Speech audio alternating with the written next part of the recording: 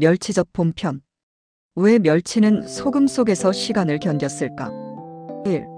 왜 멸치를 굳이 젓갈로 담갔을까요? 왜 예전 사람들은 차분 멸치를 그냥 말려두지 않고 굳이 소금에 절여 삭히는 시간을 택했을까요? 말린 멸치는 가볍고 보관이 쉬웠습니다. 육수로도 훌륭했습니다. 그런데도 일부 멸치는 소금과 함께 항아리 속으로 들어갔습니다. 바닷가에서는 멸치가 흔했습니다. 그러나 동시에 가장 빨리 상하는 생선이기도 했습니다.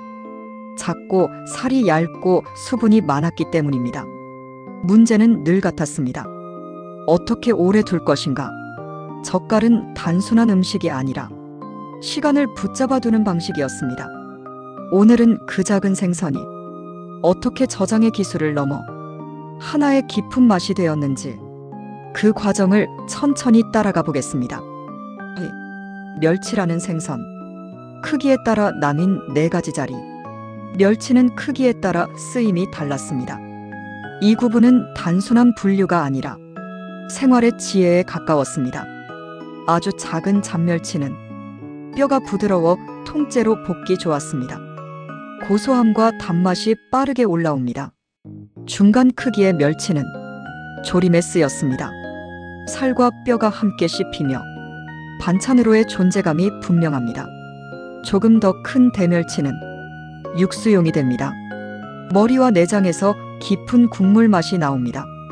국과 찌개의 바탕이 됩니다.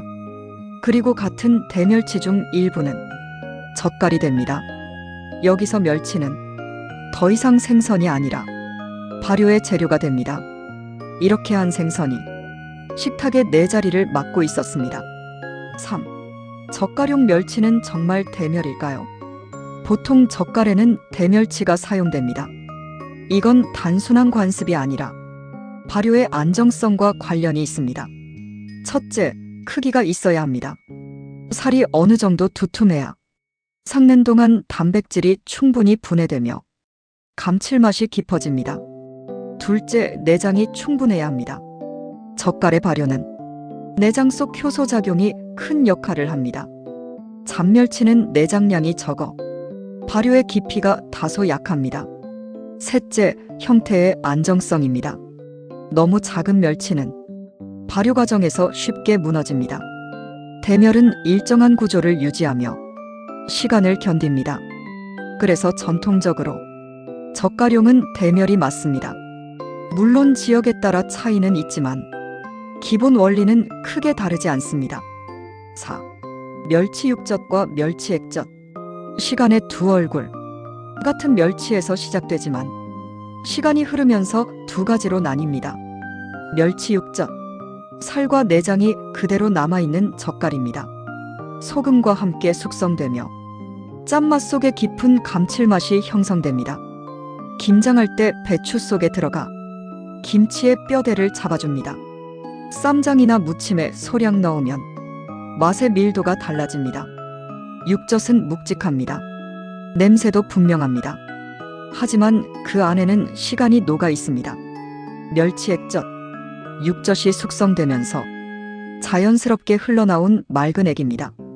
건더기를 걸러내어 사용합니다. 간장처럼 쓰이지만 맛은 더 직선적이고 또렷합니다. 국, 찌개, 나물, 김치 양념. 적은 양으로도 맛이 살아납니다. 액젓은 빠르고 선명합니다. 육젓은 깊고 천천히 남습니다. 같은 멸치가 시간의 흐름에 따라 2가지 다른 성격을 갖게 됩니다. 5.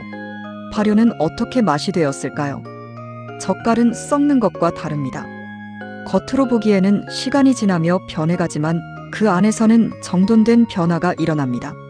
소금이 먼저 역할을 합니다. 수분을 빼내고 해로운 균의 활동을 억제합니다. 그 다음은 멸치 스스로가 가진 효소입니다. 멸치의 내장에는 단백질을 분해하는 효소가 들어있습니다. 이 효소가 천천히 작용하면서 살과 내장이 분해됩니다. 이 과정에서 아미노산이 만들어집니다. 바로 우리가 말하는 감칠맛의 근원입니다. 그래서 젓갈은 짠맛만 남는 음식이 아니라 짠맛 안쪽에 깊이가 생깁니다. 육젓이 묵직한 이유. 육젓은 살과 내장이 그대로 남아 있습니다. 분해가 진행되지만 형태는 완전히 사라지지 않습니다. 그래서 맛이 천천히 올라옵니다. 김장처럼 긴 숙성이 필요한 음식에 잘 어울립니다. 배추가 익어가는 동안 젓갈도 함께 변합니다. 육젓은 김치 속에서 다시 한번 발효를 겪습니다. 그래서 김치의 뼈대를 단단히 잡아줍니다. 액젓이 또렷한 이유. 액젓은 이미 충분히 숙성된 젓갈에서 맑은 액만 분리한 것입니다.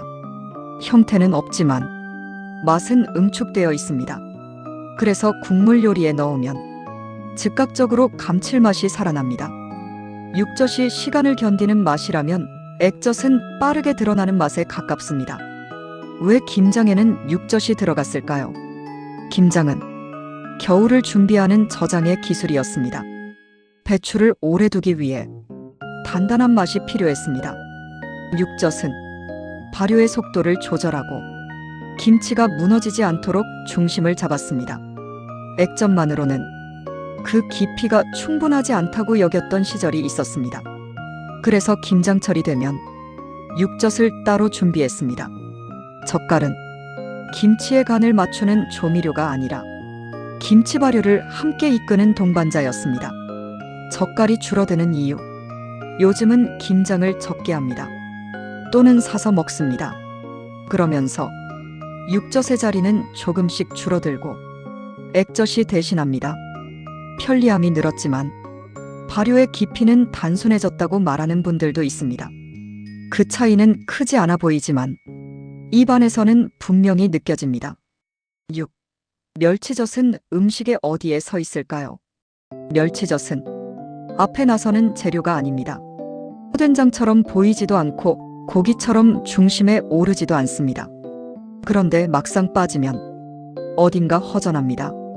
이 재료는 항상 음식의 가장자리에서 전체의 균형을 잡는 역할을 맡아왔습니다. 간을 맞춘다는 것의 의미. 우리는 흔히 간을 맞춘다고 말합니다. 그러나 간은 단순히 짠맛을 더하는 일이 아닙니다. 짠맛은 맛을 끌어올리는 역할을 합니다. 특히 단맛과 감칠맛을 또렷하게 만듭니다. 멸치젓은 이 역할을 아주 소량으로 해냅니다. 간장과 다르게 발효에서 나온 깊이가 함께 들어가 있기 때문입니다. 그래서 국물에 한 숟갈 들어가면 맛이 두터워집니다. 겉으로 드러나지 않지만 바탕이 단단해집니다. 된장찌개 속 멸치젓. 된장찌개를 떠올려 보면 기본은 된장과 멸치 육수입니다. 여기에 멸치젓이 더해지면 맛이 한층 또렷해집니다. 된장의 구수함이 퍼지고 육수의 깊이가 살아납니다. 멸치젓은 국물을 짜게 만들기 위한 것이 아니라 국물의 중심을 정리하기 위해 들어갑니다. 이 차이는 오래 먹어온 사람들일수록 금세 알아차립니다. 나물 무침에서의 역할. 콩나물이나 시금치 같은 나물에 멸치 액젓을 아주 소량 넣으면 향이 조금 더 선명해집니다. 소금만 썼을 때와는 다릅니다. 맛이 더 입체적으로 느껴집니다. 이때 멸치젓은 자신의 존재를 드러내지 않습니다. 오히려 채소의 맛을 받쳐줍니다. 그래서 멸치젓은 맛을 주장하는 재료가 아니라 맛을 정리하는 재료에 가깝습니다. 김치 속에서의 자리. 김치에서는 멸치젓의 역할이 더 분명해집니다. 육젓은 배추 속에서 천천히 분해되며 김치가 익는 속도를 조절합니다. 액젓은 초기의 간을 빠르게 잡아줍니다. 둘의 역할은 다르지만 공통점은 하나입니다. 김치가 오래 가도록 돕는다는 점입니다. 젓갈은 김치의 간을 맞추는 양념이 아니라 김치의 시간을 함께 책임지는 재료였습니다. 왜 조금이 중요할까요? 멸치젓은 많이 넣을수록 좋은 재료가 아닙니다. 조금이면 충분합니다. 그 이유는 맛의 밀도가 높기 때문입니다. 발효에서 나온 아미노산은 적은 양으로도 충분히 작용합니다. 그래서 멸치젓은 주인공이 되기보다 전체를 정돈하는 자리에서 가장 잘 어울립니다. 멸치젓이 사라지면 요즘은 간편한 조미료가 많습니다. 감칠맛을 빠르게 올리는 가루도 있고 액상 조미료도 있습니다. 그래서 멸치젓이 빠져도 겉으로는 큰 차이가 없어 보입니다. 하지만 오래 먹어본 사람들은 어딘가 깊이가 다르다고 말합니다. 멸치젓은 강하지 않지만 천천히 남는 맛을 만듭니다. 7.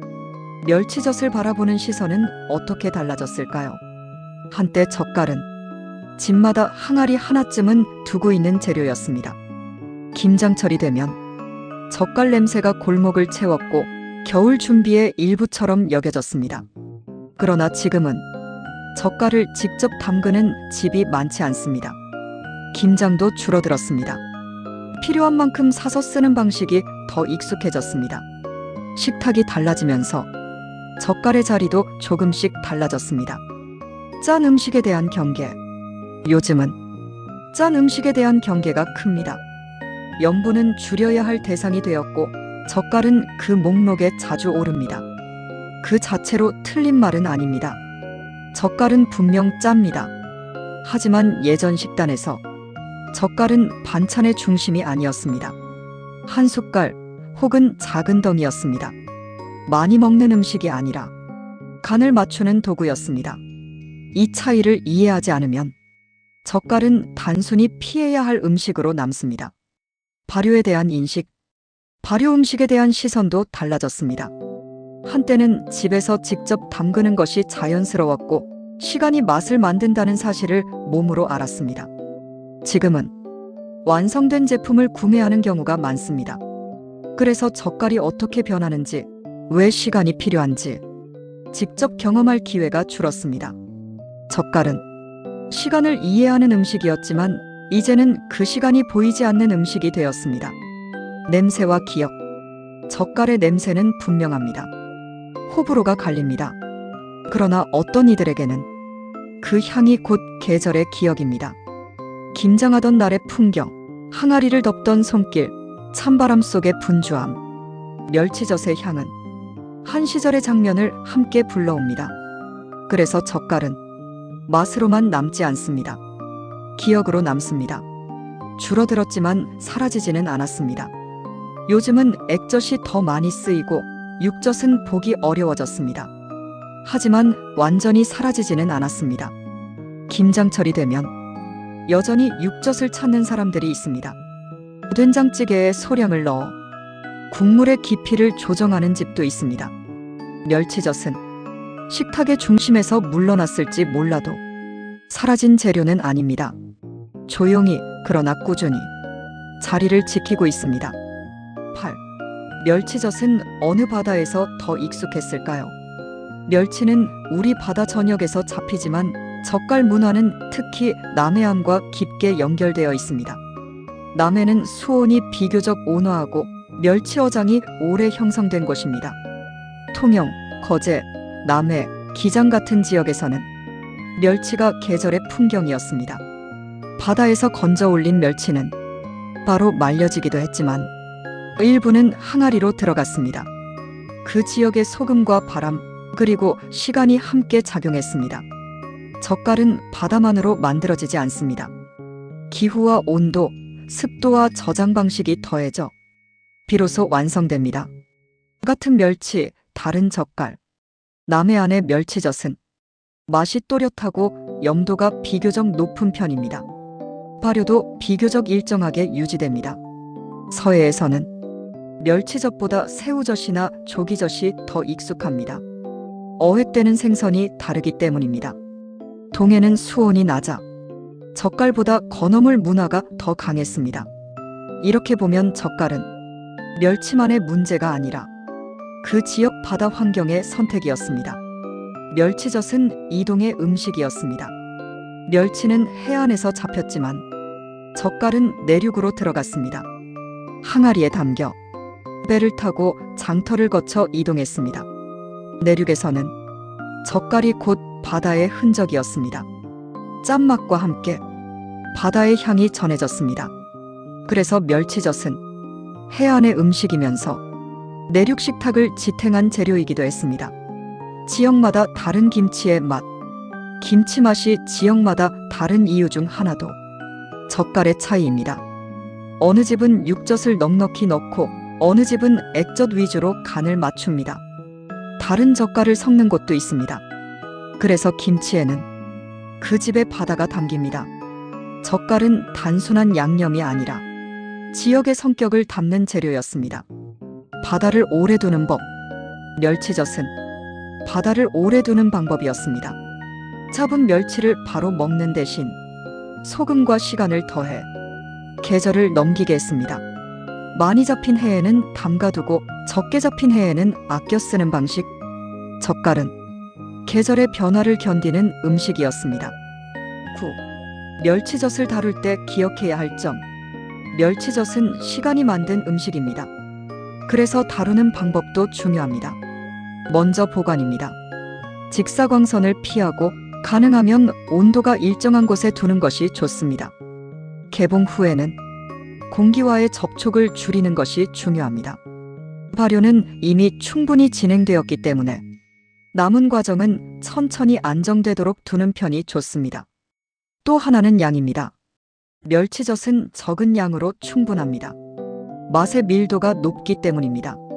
많이 넣는다고 깊어지기보다 오히려 짠맛이 먼저 올라옵니다. 이 재료는 조금으로 충분한 재료입니다. 10. 멸치젓과 요즘 식탁. 요즘 식탁은 빠릅니다. 간편 조미료가 많고 맛을 즉각적으로 올리는 방법도 많습니다. 그래서 멸치젓 없이도 요리는 완성됩니다. 그러나 오래 먹어온 사람들은 어딘가 다르다고 말합니다. 그 차이는 강한 자극이 아니라 천천히 남는 깊이입니다. 멸치젓은 요리를 크게 바꾸지 않지만 결을 정리해줍니다. 그래서 완전히 사라지지 않습니다. 조용히 남아 있습니다. 11. 멸치젓이 남기는 감각. 멸치젓은 향이 분명합니다. 좋아하는 이도 있고 부담스러워하는 이도 있습니다. 그러나 잘 익은 젓갈에서는 짠 향 뒤에 둥근 감칠맛이 따라옵니다. 그 맛은 한 번에 강하게 남지 않습니다. 음식을 다 먹은 뒤 입안에 천천히 남습니다. 그래서 멸치젓은 기억을 남기는 재료에 가깝습니다. 김장하던 날의 공기, 항아리 뚜껑을 여는 소리, 겨울을 준비하던 손길. 멸치젓은 그 장면들과 함께 남습니다. 12. 작은 생선이 만든 긴 시간. 멸치는 작습니다. 바다에서 가장 흔한 생선 중 하나였습니다. 그러나 그 멸치를 소금과 함께 묻어두었을 때 시간이 더해졌습니다. 저장의 기술이 되었고 발효의 지혜가 되었으며 김치와 찌개의 중심을 잡는 맛이 되었습니다. 멸치젓은 앞에 나서는 재료가 아닙니다. 하지만 빠지면 비어 보입니다. 짠맛을 넘어 기다림이 남는 음식. 오늘 우리는 그 작은 생선이 어떻게 바다를 오래 두는 방법이 되었는지 살펴보았습니다. 다음 식재료에서도 이처럼 조용하지만 깊은 이유를 계속 따라가 보겠습니다. 맛있는 식재료 여행은 아직 끝나지 않았습니다.